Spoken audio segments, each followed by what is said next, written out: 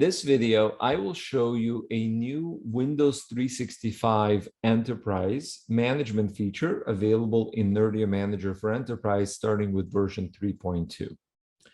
When creating a cloud PC, as we all know, you need to use a provisioning policy that is assigned to one or more security groups, and any users who fall into the scope of a security group and have an assigned cloud PC license will have a cloud PC device provisioned for them. So if we go to Windows 365 cloud PCs, we can see I have several cloud PCs provisioned for these users. I have several that are not provisioned because these users don't have a license.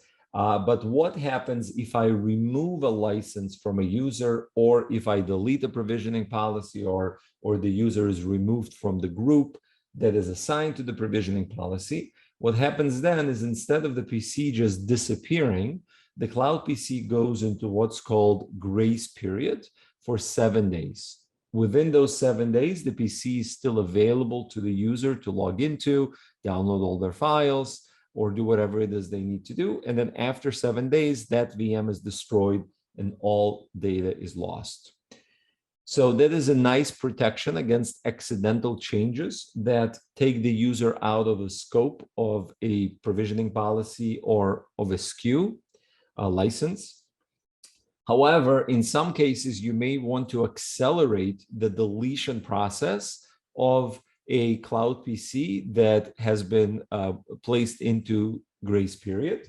And that is called ending the grace period early. And what that does is it immediately deprovisions a cloud PC as a result.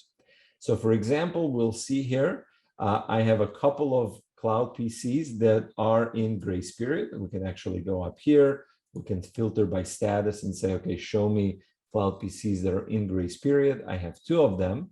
And I don't really have many actions I can take on this cloud PC other than end grace period. So I'm going to go ahead and select end grace period, type confirm, and click OK.